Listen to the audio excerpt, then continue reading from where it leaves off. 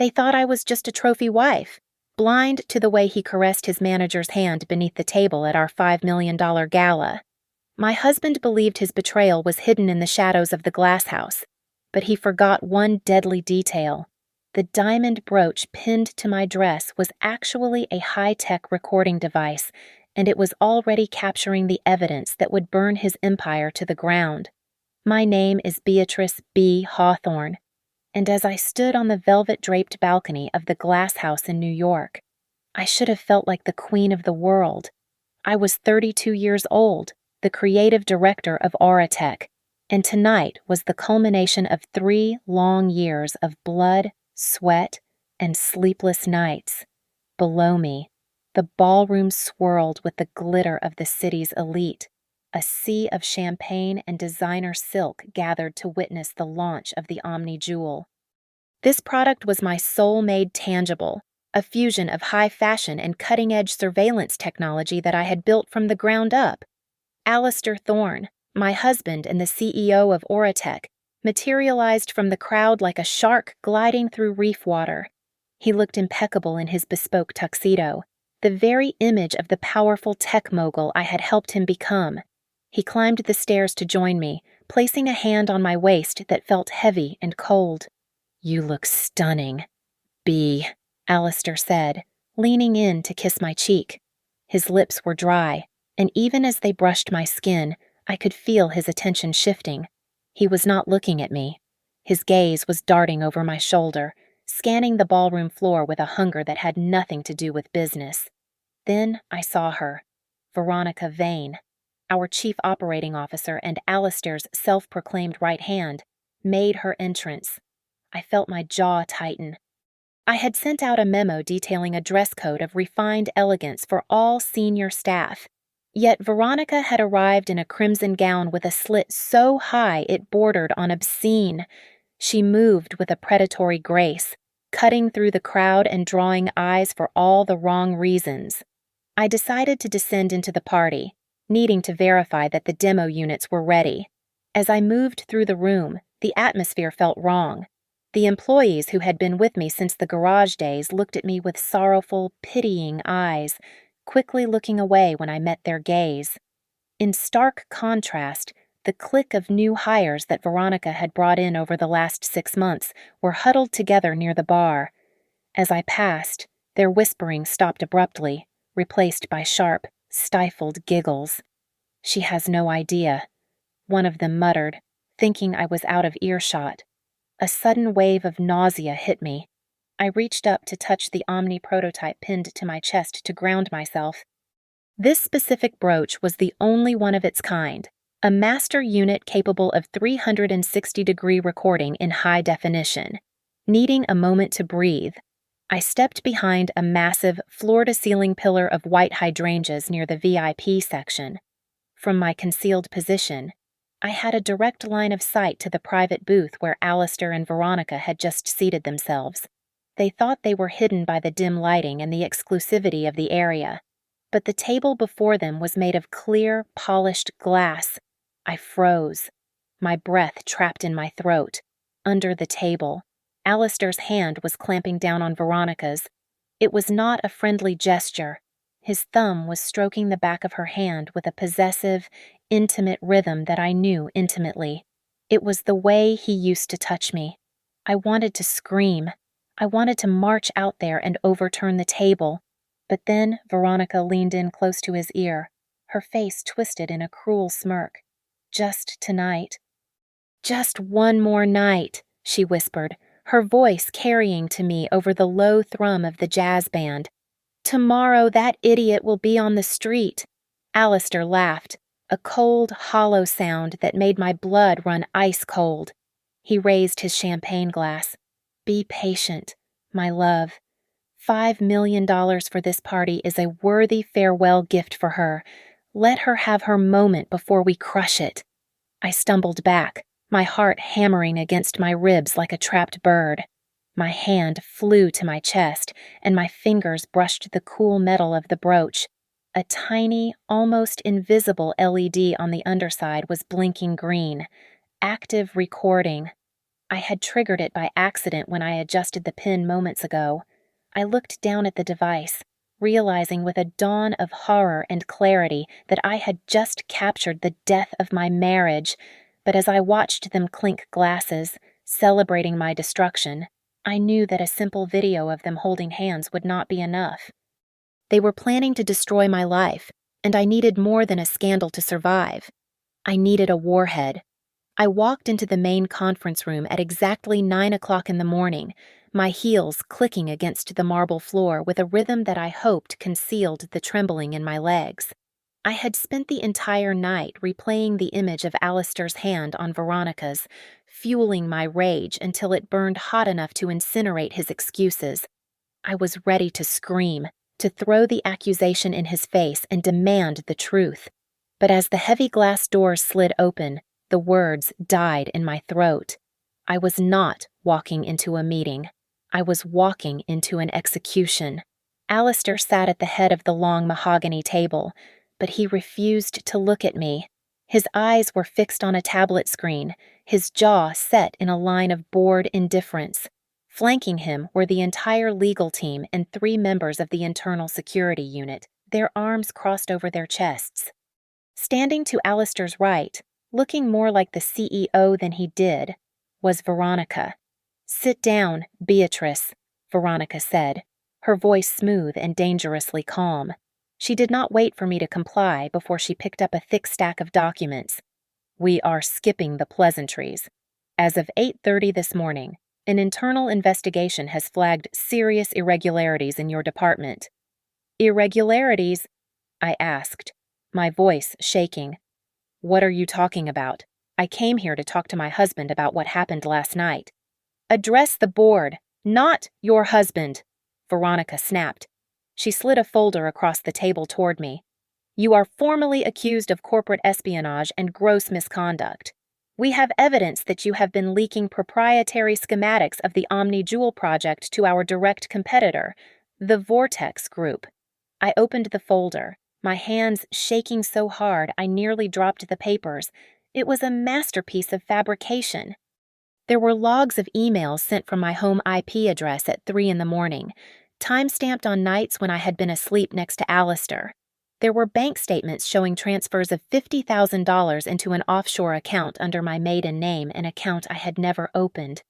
"This is a lie," I whispered, looking up at Alistair. "Alistair, look at me. You know I would never do this. This is about what I saw at the gala, isn't it? I saw you holding her hand. I have—" "Stop. Just stop it." "Beatrice," Alistair cut in, finally raising his eyes. They were cold, devoid of any warmth or recognition. "Don't make this harder than it already is with your paranoid delusions.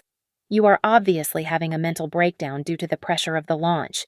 That is the only reason I am doing this." "Doing what?" I demanded, tears of frustration stinging my eyes. "Protecting your mistress." "Protecting my company," Alistair corrected sharply. "You are unstable." Veronica smiled, a small, triumphant quirk of her red lips. "The board of directors has already convened in an emergency session. Given the severity of the breach, the vote was unanimous. You are terminated, effective immediately. Furthermore, pursuant to the morality clause in your contract, your equity and shares in Auratech are being seized to cover the projected damages, which are estimated to be over $10 million. "You can't do this," I gasped. "I built this department. I designed the interior of this building. And now you are leaving it," Veronica said. She nodded to the security guards. "Escort Ms. Hawthorne out. Confiscate her badge, her laptop, and her company phone. She is not to touch a single computer on her way out." 2 massive guards stepped forward. One grabbed my arm, his grip bruisingly tight, while the other snatched my phone from my hand. I was marched out of the conference room and through the open plan office like a criminal. Hundreds of employees, people I had hired, people I had mentored, stared in silence. I saw the pity in the eyes of the veterans and the smirk on the faces of Veronica's new hires. I wanted to fight, to yell, but the shock had paralyzed me. They shoved me out the revolving doors and onto the sidewalk. I stood there, dazed, without a phone or a penny to my name. I managed to hail a cab and gave the driver the address of our penthouse, praying the doorman would pay the fare. But when I arrived, my key fob blinked a harsh, unforgiving red. The locks had already been changed. A man in a gray suit stepped out from the lobby shadows. He handed me a thick envelope. "Mrs. Thorne," he said, his tone professional and pitying. "I am representing your husband. These are divorce papers. Mr. Thorne is filing on the grounds of violation of marital ethics." I ripped the envelope open. My eyes scanned the legal jargon until they landed on the cause, adultery. I let out a harsh, broken laugh that sounded more like a sob. They were accusing me of cheating. Thunder rumbled above, and the sky opened up. Cold rain began to pour down, soaking through my silk blouse in seconds. I stood alone on the street corner, shivering, watching the water run down the gutters. The realization hit me harder than the rain. This was not just an affair. Alistair hadn't just cheated on me. He had spent the last year carefully constructing a trap to steal my life's work. They had taken my job, my reputation, my home, and my money. I reached into my pocket, my fingers curling around the cold, sharp edges of the Omni prototype brooch. I had managed to slip it off my dress and hide it before the guard searched me. It was the only thing I had left in the world.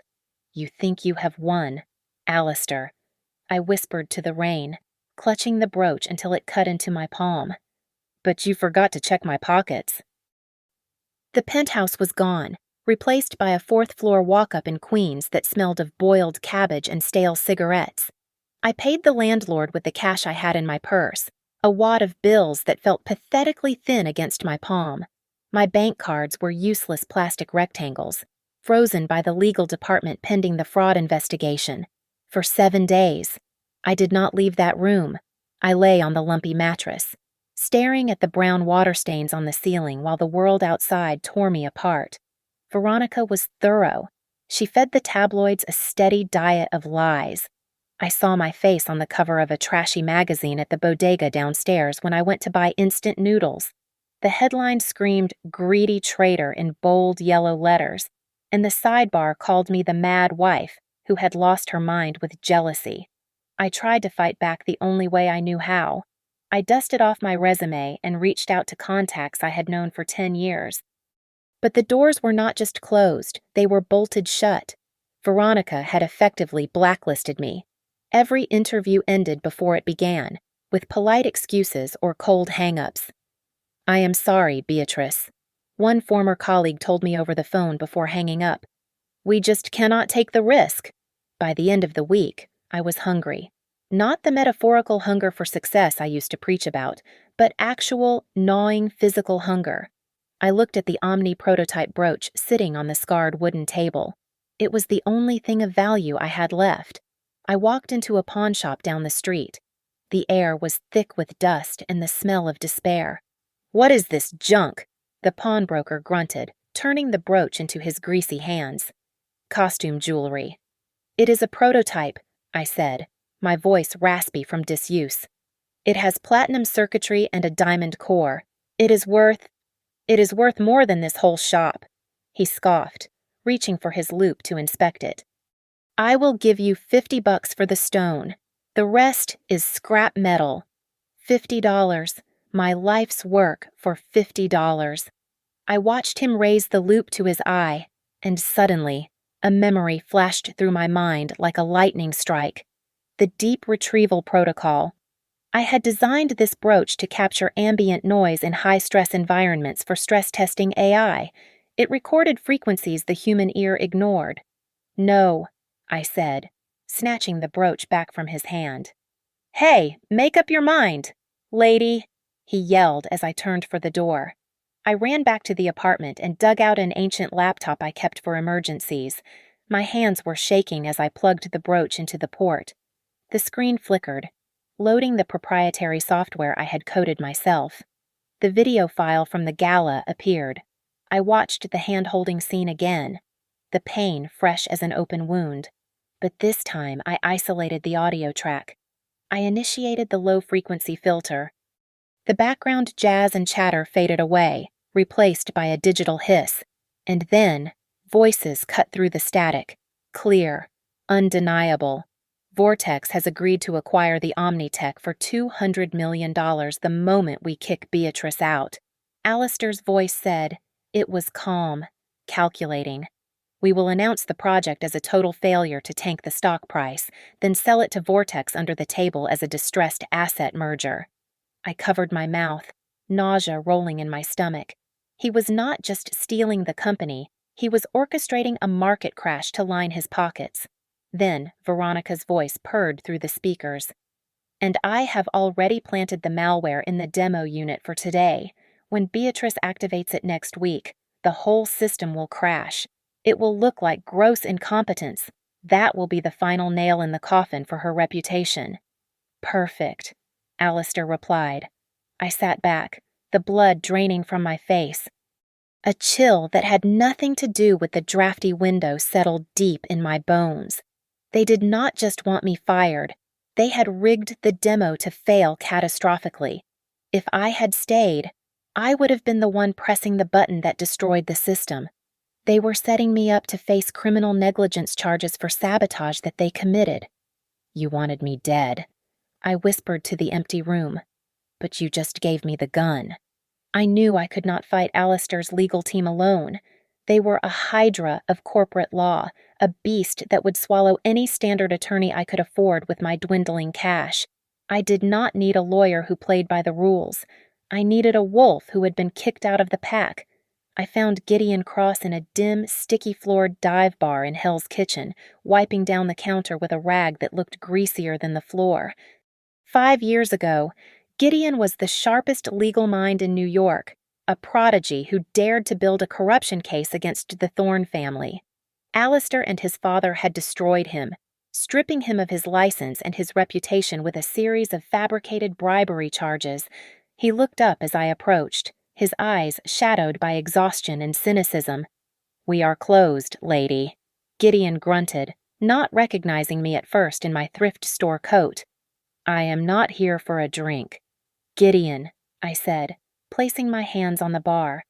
I am here to offer you the head of Alistair Thorne on a silver platter. Gideon froze. He looked at me, really looked at me, and a flicker of recognition crossed his face. He let out a harsh, dry laugh. Beatrice Thorne. Or is it Hawthorne now? I heard you got played, he said, throwing the rag into a bucket. Go home. The Thornes do not just win lawsuits. They bury people. I am living proof. They buried me too, I replied, pulling out my laptop. But I climbed out. I plugged in the brooch and hit play.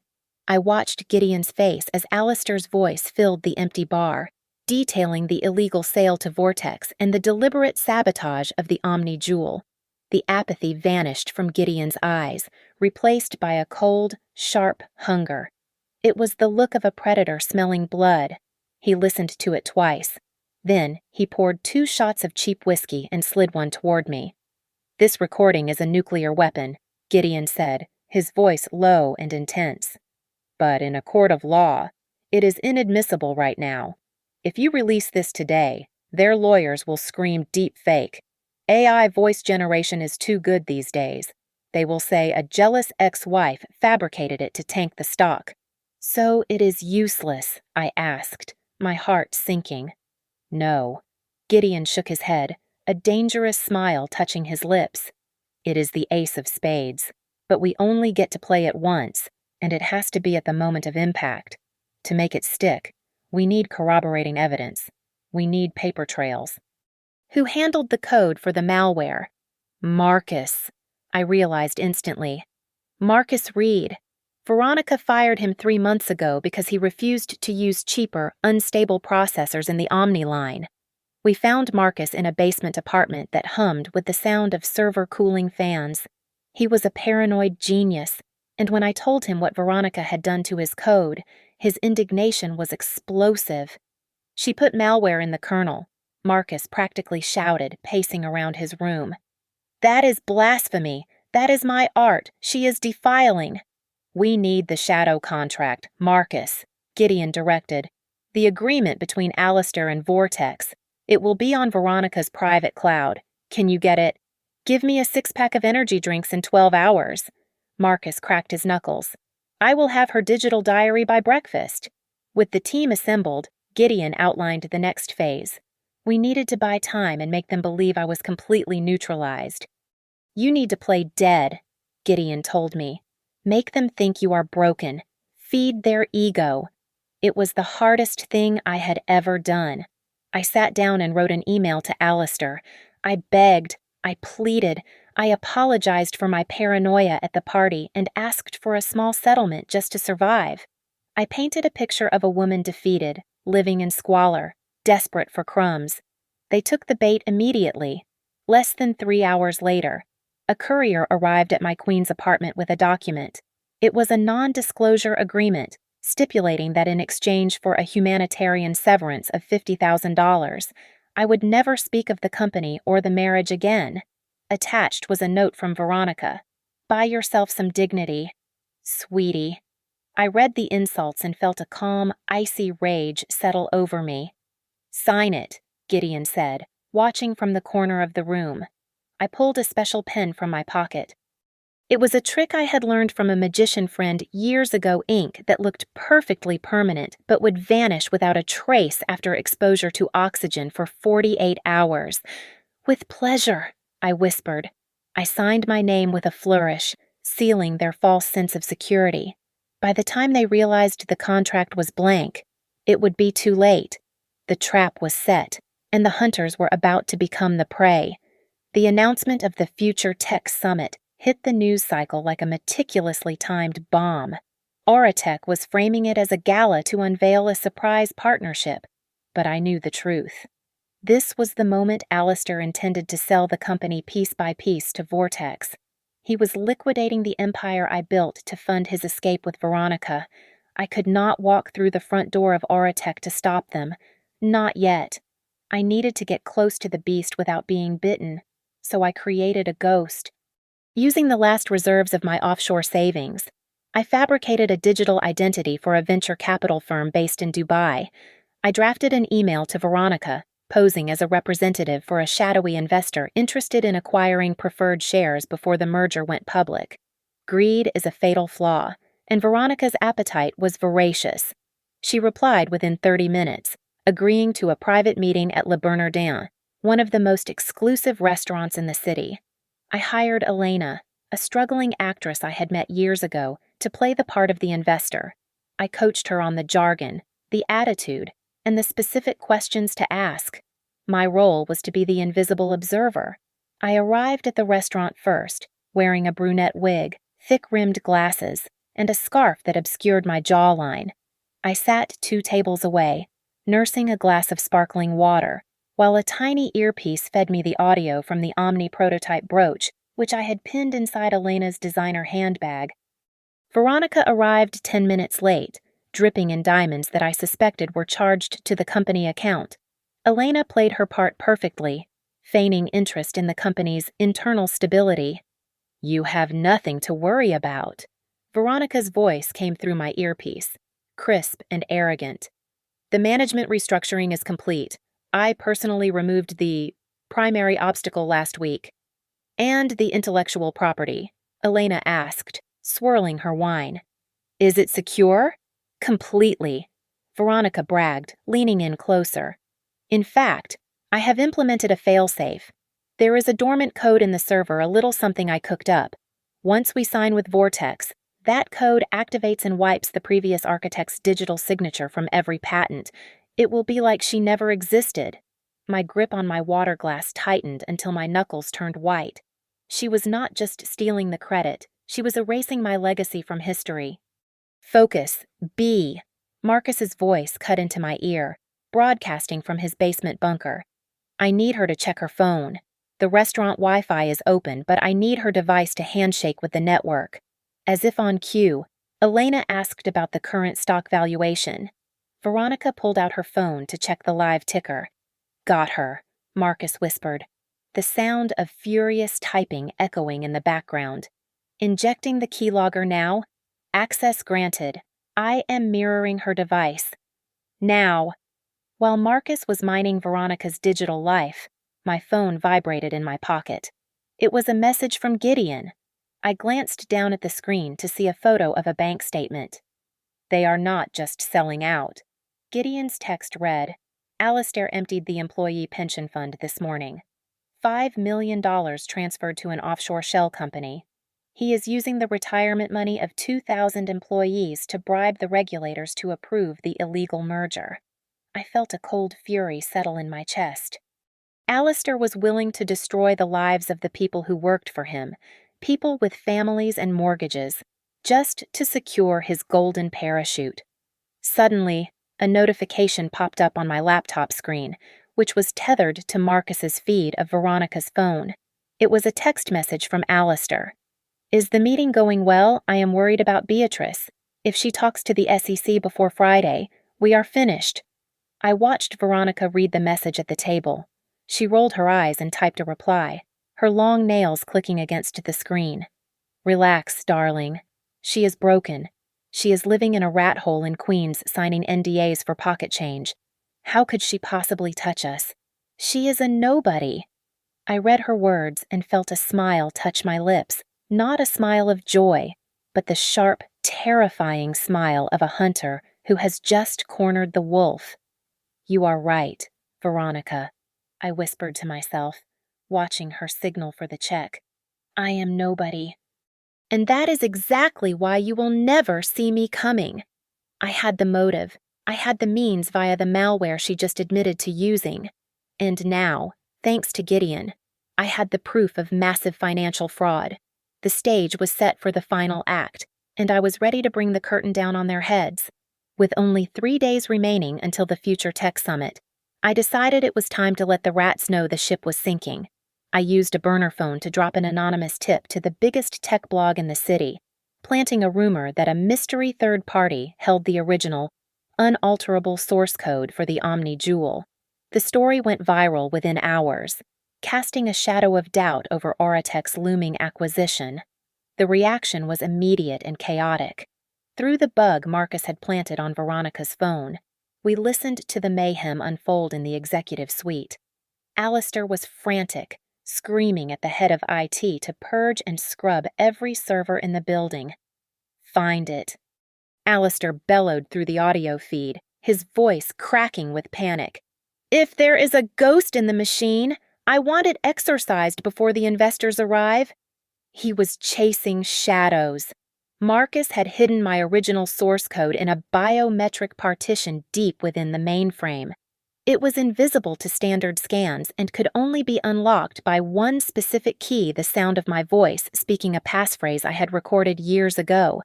They could scrub the servers until doomsday, but they would never find it. Veronica, however, was sharper than Alistair. She suspected the timing was too convenient. By noon that day, I noticed a nondescript black sedan parked across the street from my apartment building. A private investigator. I knew I had to put on the performance of a lifetime. I threw on my most worn-out sweater and messy sweatpants, stepping out into the rain without an umbrella. I led the detective on a pathetic tour of my new reality. I went to the public defender's office, sitting in the waiting room for 3 hours with my head in my hands, shoulders shaking as if I were sobbing uncontrollably. I loudly argued with the receptionist, making sure my voice carried to the man pretending to read a newspaper in the corner. Please, I just need enough for rent, I wailed, injecting a desperate tremor into my voice. My husband cut me off. I have nowhere else to go. The detective took notes, snapped a few photos of my tear-streaked face, and left. Later that evening, Marcus intercepted the report sent to Veronica. It described me as harmless, pathetic, and financially ruined. I heard Veronica laugh over the audio feed. See, she is done. We are chasing ghosts. Alistair, focus on the speech. With their guard finally down, we made our move. Gideon began working the phones, contacting the minority shareholders, the small-time investors and early employees Alistair had pushed to the sidelines. He promised them a seat at the summit and a front-row view of a shocking truth that would impact their portfolios. Driven by curiosity and the fear of losing money, they all agreed to attend. The night before the summit, I returned to the glass house. The building was a fortress of security, with guards patrolling the lobby and keycard access required for every elevator. But they had forgotten who built this place. I walked to the loading dock in the back alley. Behind a stack of recycling bins, there was a heavy steel grate that looked like a ventilation shaft. I had designed this maintenance tunnel for emergency server cooling access, but I had intentionally left it off the official blueprints submitted to the city. It was my secret back door, a ghost path that only I knew existed. I crawled through the narrow, dusty shaft, counting the turns in the dark until I reached the panel that opened into the ceiling of the main server room. I dropped down silently, the hum of the cooling fans masking the sound of my boots hitting the floor. It was 2 a.m. The building was empty save for the guards in the lobby. I slipped into Alistair's executive office, my heart pounding against my ribs. His laptop was sitting on the mahogany desk, stuck in sleep mode. "You are in," Marcus whispered in my earpiece. "Bypass code is 4790. I unlocked the laptop and found the presentation file named New Era Keynote Final. I inserted my flash drive. In seconds, I replaced his file with a duplicate. It looked identical, had the same file size, and the same opening slide. But the content inside was a Trojan horse of my own making. Before I left, I accessed the venue's audio control software. I routed the primary microphone input to receive a priority signal from a specific Bluetooth frequency, the frequency of my Omni prototype brooch. "Checkmate," I whispered into the empty office. I slipped back into the shadows, leaving no trace of my presence. Alistair would walk onto that stage tomorrow thinking he was the king of the world, never realizing I had already rigged his throne to explode. The grand ballroom of the convention center was packed to the rafters. 2,000 people, a mix of hungry reporters, skeptical investors, and curious industry titans, sat in the dark, their faces illuminated by the glow of the massive LED screens on stage. The air buzzed with electricity, the kind of tension that precedes a historic moment. Alistair and Veronica stood center stage, bathed in a golden spotlight. They looked like royalty. Although they had not officially announced their relationship to the press, their body language screamed it. They stood just a little too close, their smiles mirroring each other with a practiced, predatory confidence. Alistair stepped up to the podium, gripping the edges with an assurance that made my stomach turn. He looked out at the sea of faces, his eyes gleaming with the triumph of a man who believes he has gotten away with murder. "Ladies and gentlemen," Alistair's voice boomed through the surround sound system, smooth and commanding.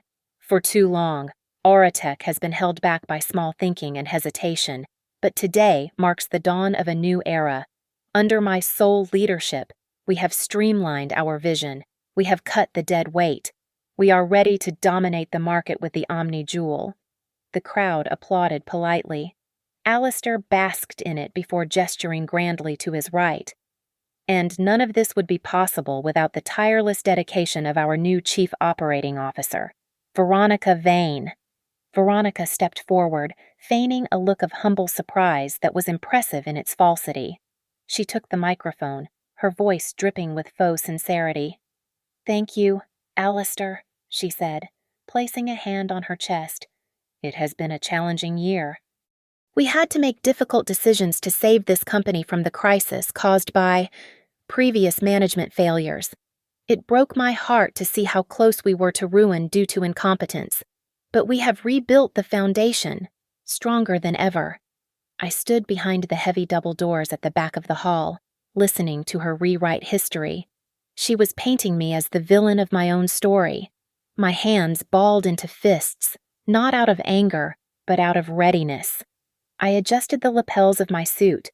It was a sharp, tailored white suit, a stark contrast to the black and gray tones of the audience. I looked nothing like the broken woman the private investigator had photographed yesterday. Now, I whispered to myself. I pushed the doors open and stepped into the hall. At that exact moment, Marcus, working remotely, hacked the lighting grid. The main spotlight on stage flickered and swung wildly across the room, cutting through the darkness until it landed squarely on me. The effect was instantaneous. A ripple of confusion went through the crowd, followed by a wave of gasps as people turned to see who had interrupted the coronation. The silence that fell over the room was heavy and suffocating. I walked down the center aisle, my head held high, my heels striking the floor with a deliberate, rhythmic clack that echoed in the silence. Alistair squinted against the glare, his face draining of color as he recognized me. The arrogant smile vanished, replaced by a look of sheer panic. "Security!" Alistair shouted, his voice cracking, betraying his fear.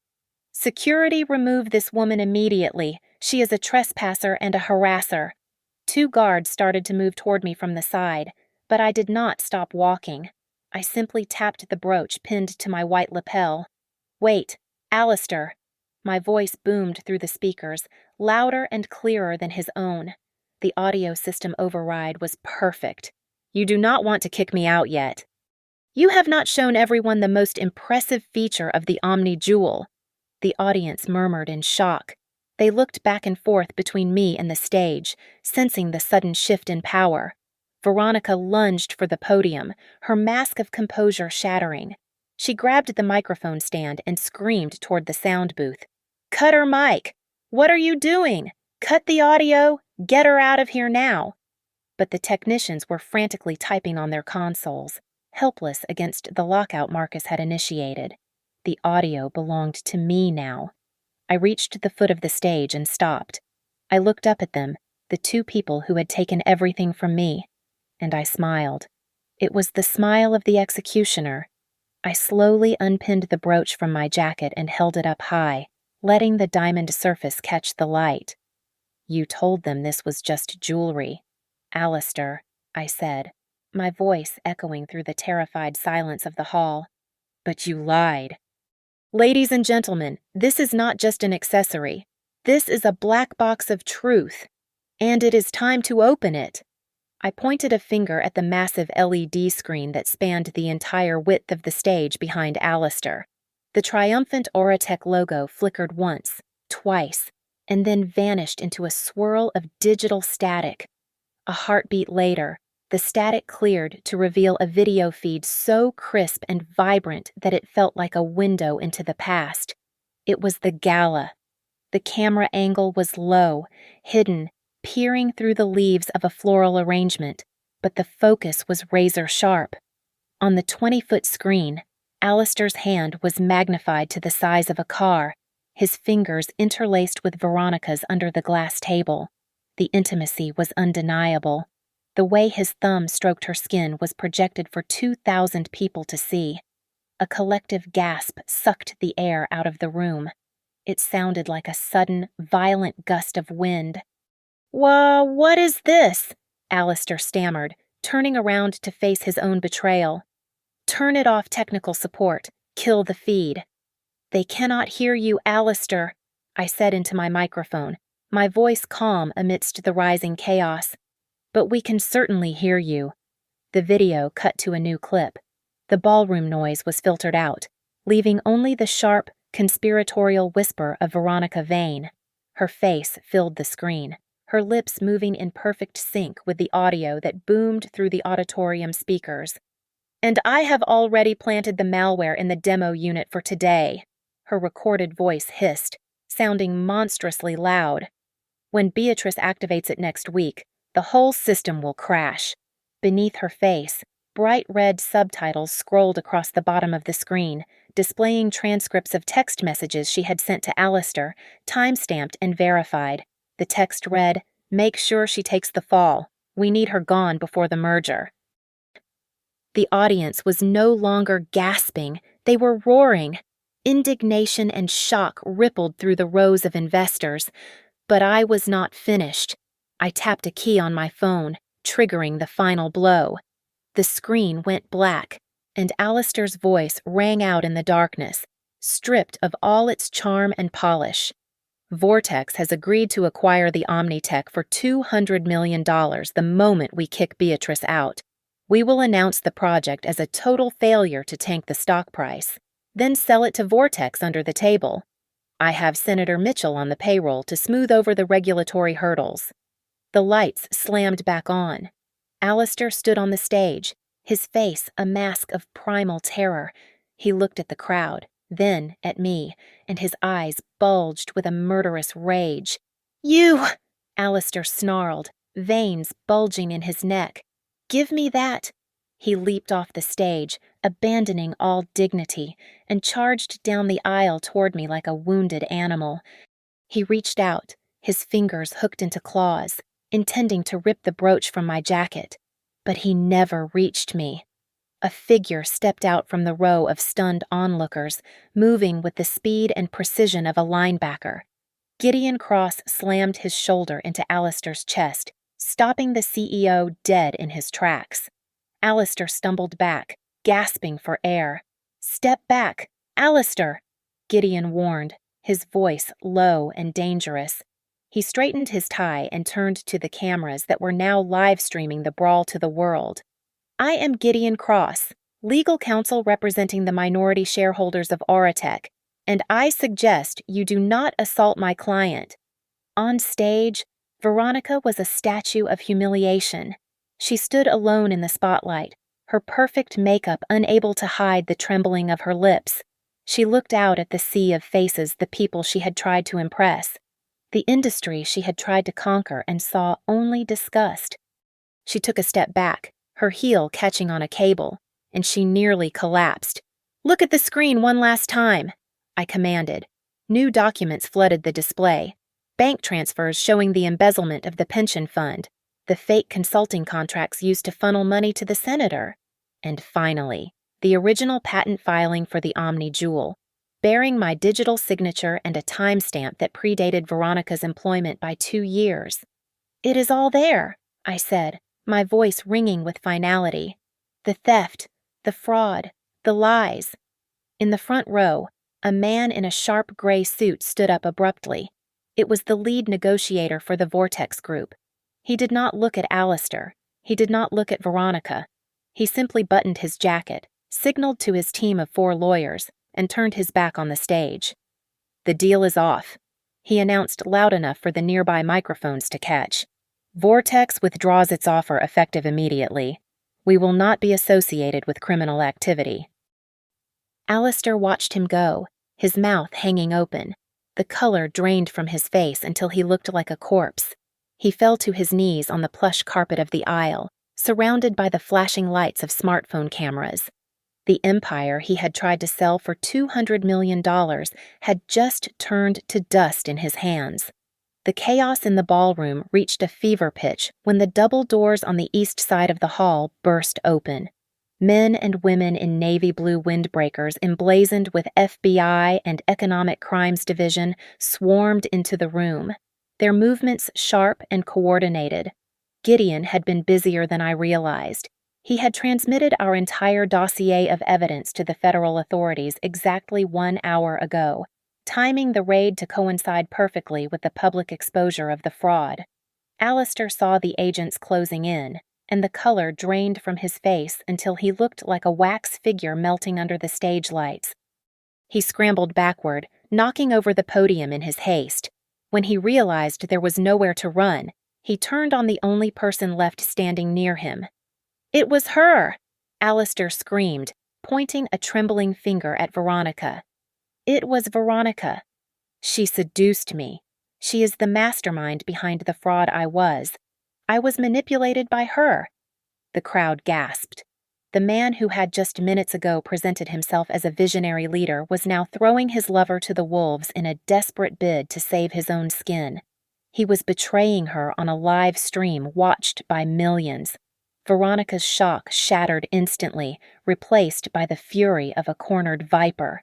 She reached into her clutch, not for a weapon, but for her phone. She held it up to the microphone she still clutched, hitting play on a file she had clearly kept as insurance against this very moment. "You lying coward!" Veronica shrieked, her voice cracking with hysteria. "Listen to this! Listen to who gave the orders!" A recording blared through the sound system, the audio quality tinny but unmistakable. It was Alistair's voice, sounding arrogant and cruel. "Transfer the pension funds tonight. If Beatrice gets in the way, ruin her. I do not care if she ends up homeless. Just get it done." "You are the one who signed the transfer orders," Veronica yelled, closing the distance between them and shoving him hard in the chest. "You are the one who told me to destroy your wife. Do not try to pin this on me." It was a pathetic, grotesque spectacle. The two people who had smirked at me from across the room at the gala, hands clasped in secret intimacy under the glass table, were now tearing each other apart. They looked less like titans of industry and more like scavenging dogs fighting over a bone. The cameras flashed relentlessly, capturing every second of their mutual destruction. The federal agents moved in, forcing them apart. I watched as the cold steel handcuffs clicked around Alistair's wrists. As they dragged him past me, he dug his heels into the carpet, desperate to make eye contact. His eyes were wide and wet with tears. "BB, please, you have to stop this," Alistair begged, struggling against the grip of the officers. "Tell them it was a misunderstanding. I did it for us. I wanted to build an empire for us." I looked down at him. I searched my heart for anger, or sadness, or even a flicker of the love I once bore him. But there was nothing, just a vast, empty tundra of indifference. "No, Alistair," I said, my voice steady and cold enough to freeze the air between us. "You did it for greed, and us died the night you held her hand under that table." He slumped in the agent's grip, finally realizing that his charm had no power here. As Alistair and Veronica were shoved toward the exit, a new sound began to rise inside the hall. The giant screens showed the Auratech stock price free-falling in real time, a red line plunging toward zero. Panic set in among the investors, but then someone shouted my name. "Beatrice, bring back Beatrice." It started as a ripple and became a wave. "Beatrice, save the company. Beatrice." I stood in the center of the aisle, letting the chant wash over me. A week ago, this validation was all I had craved. I had wanted them to see me, to respect me. But as I looked at their desperate faces, the same faces that had watched me get thrown out without lifting a finger, I realized something profound. I did not need their applause to know my worth. I had already proven it to myself. The empire was crumbling, and for the first time in my life, I was not rushing to fix it for them. I was going to let it burn, so I could build something better from the ashes. 1 week after the scandal broke, the stock price of Auratech had not just fallen, it had cratered.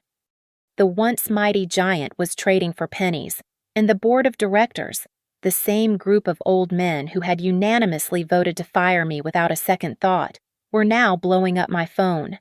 They were not calling to threaten me anymore. They were calling to beg. I agreed to meet them, but only on my terms. I walked into the same glass-walled conference room where I had been stripped of my dignity just 7 days prior. The air was thick with the smell of stale coffee and desperation. The chairman, a man who had refused to look me in the eye during my termination, now practically tripped over himself to pull out my chair. "Beatrice," he said, his voice trembling with false warmth. "We made a terrible mistake. We were misled by Alistair and Veronica. But with your return as CEO, we believe the market confidence will rebound. We are prepared to offer you a generous salary package and stock options." I looked at the contract he slid across the table. It was a joke. I reached into my purse and pulled out my old employee ID badge, the one the security guard had ripped from my lanyard. I tossed it onto the mahogany table, where it landed with a sharp, plastic clatter. "I am not coming back as an employee," I said, leaning back in the chair. "I am not here to salvage your investments. I am here to buy the wreckage." Their jaws dropped. They had expected a savior, but they got a conqueror. Backed by 3 major venture capital funds that were impressed by how I had single-handedly dismantled a corrupt regime, I made them an offer. It was insulting 10 cents on the dollar. But with the FBI raiding the offices daily and lawsuits piling up, they had no choice. They signed the papers with shaking hands. By the following Monday, the sign on the building was gone. Auratech was dead. From its ashes rose Phoenix Innovations. My first act as owner was to assemble my court. Gideon Cross walked back into the legal world not as a disgraced outcast, but as my new general counsel. The Bar Association reinstated his license within 48 hours of the evidence going public. Marcus, the man who had lived in a basement, was appointed Chief Technology Officer. I gave him an unlimited budget and one rule: create without fear. Justice, when it finally arrived, was swift and absolute. The trial of Alistair Thorne and Veronica Vane was the most watched event of the year. The evidence Gideon and I had compiled was insurmountable. The jury deliberated for less than 3 hours before delivering guilty verdicts on all counts of securities fraud, embezzlement, and corporate sabotage. The judge sentenced them both to 15 years in federal prison. To add salt to the wound, the court ordered the complete seizure of their personal assets to pay restitution to the pension fund Alistair had raided. They lost everything. I went to see Alistair one last time. He sat behind the thick plexiglass of the visitation room, wearing a jumpsuit the color of a traffic cone. His hair was shaved, and the arrogant shine in his eyes was gone, replaced by a hollow, broken darkness. "B," he choked out, picking up the receiver. "I am so sorry. It was the pressure. I never wanted to hurt you. Please, can you help me with an appeal? We were partners once." I looked at the man I had vowed to spend my life with and felt nothing but a distant pity. I did not pick up the phone to answer him. Instead, I reached into my pocket and pulled out 2 things: my diamond wedding ring and a copy of the divorce decree I had signed that morning. I slid them into the metal tray that passed under the glass. "This is the only thing that belongs to you," I said, my voice muffled by the glass but clear enough for him to understand. "The company, the reputation, and the future. Those belong to me."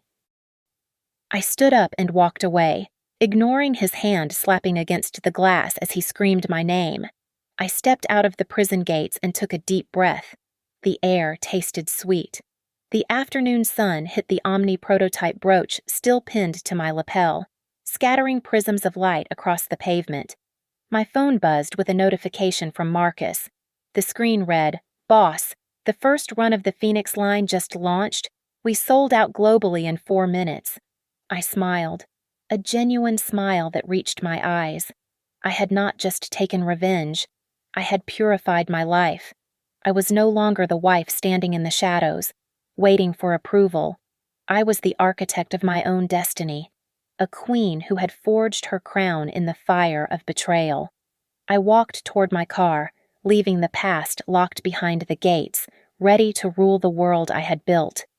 Thank you so much for listening to my story. Please comment down below where you are listening from. I would love to connect with you all.